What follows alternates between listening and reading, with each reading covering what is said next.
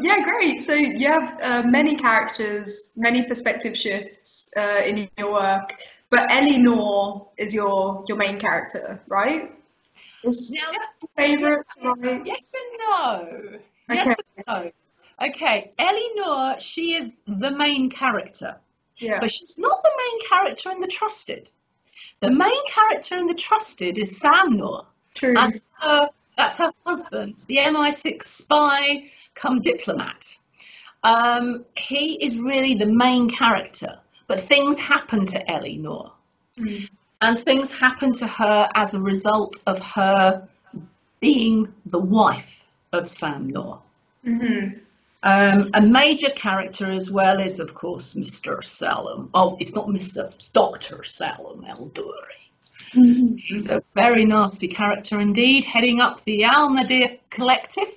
So he's also a pretty big character. He becomes bigger and bigger as you go through it into the series. But I would say on par, Sam and Ellie Noor are like that. Hmm. Okay? Yeah, I think you give such a kind of complex portrayal of all of your characters that it is kind of hard to pinpoint, a really singular main character. So, yeah. Well, I mean, what I say a lot is you've got these two couples, okay?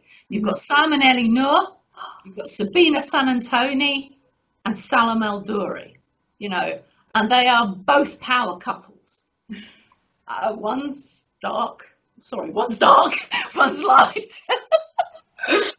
Get mixed up. Yeah. Yeah. It gets to a point where it really is quite like that. They really are pitting against each other. Yeah. So, but I Is won't give any spoilers away. Yeah, fair enough. Is Ellie your favorite character to Yeah, write? Yeah, love, okay. I Yeah, love it. And I have to say, in the sum, I had the whale of a time writing Ellie. I can imagine. Yeah. But I love Ellie because she's a complex character, and she's so deep, and she's not just like she doesn't just run along with things. She thinks, she ponders.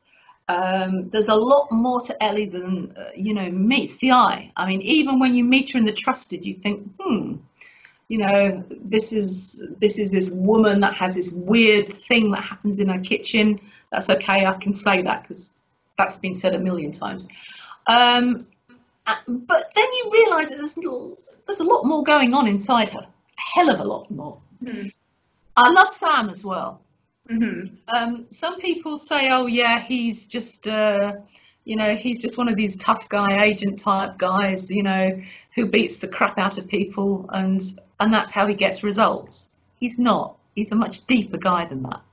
And I think as you go along into the series, you realise quite how deep he really is.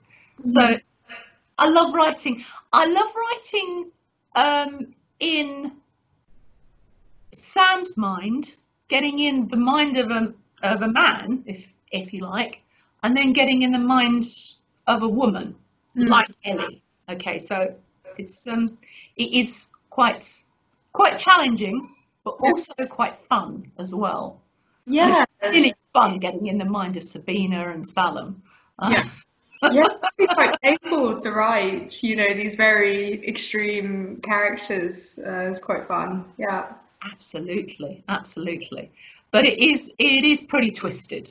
I mean, twisty politics, twisty everything, really. Mhm. And I think as we go along, Ashton, the British Prime Minister, Richard Ashton, he is also a very fascinating character. Starts off small, ends up massive.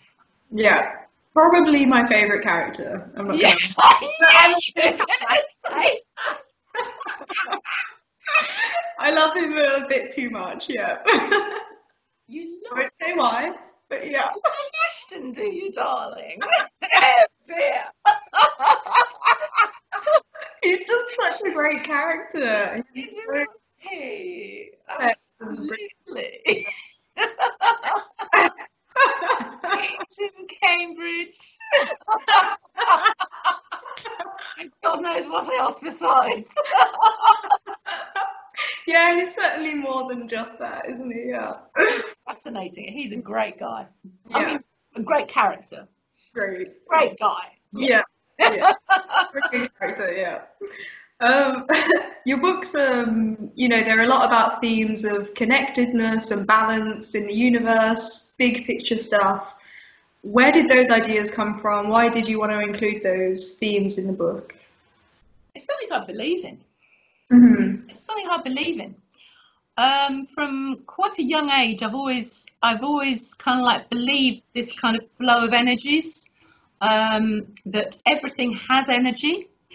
And actually, I've done science, and when you study science, you realise that everything is full of energy. That's all we are. But I actually believe that there is a balance of light and dark in all of us, in everything, whether it's a phone, whether it's an inanimate object, whatever, at the very base level, whether that's string or whether that's going beyond string. String is the kind of base fundamental elements of life.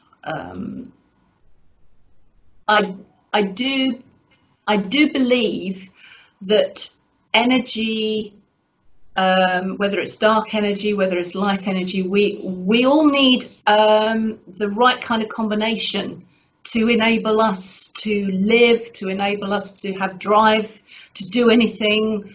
And when a good thing happens, then sometimes a bad thing happens. There is this kind of constant balance, but it's not a balance that actually happens just kind of naturally. Everything happens in interactions.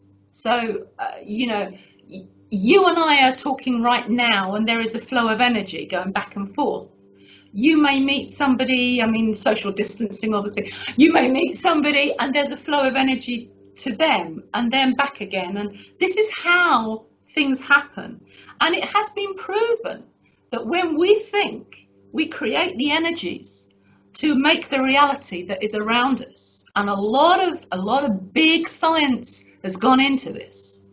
There is some stuff around orchestrated reduction, whereby the microtubules in the brain actually have a quantum connection to the quantum elements in the universe. There's a lot of very, very talented people, far more talented than me, that's for sure, are actually going into this real science. So it's not like, it's called metaphysical at the moment, but it's not that far away. It's not that far removed from real physics. So what I've done is I've just, again, as I always do with technologies, I've extrapolated the science of the quantum interconnectedness and the quantum mechanics of how things work into a wider notion that there are these, if you like, overseeing guardians that actually keep everything in balance in the universe. Because if there was a shift to the dark or a shift to the light, then all kinds of hell breaks loose.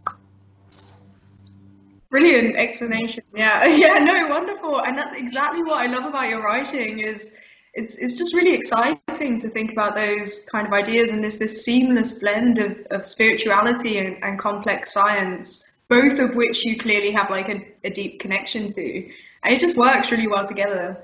And for me, someone I'm not particularly interested in science, but I'm interested in maybe the energy flows and the balance side of it.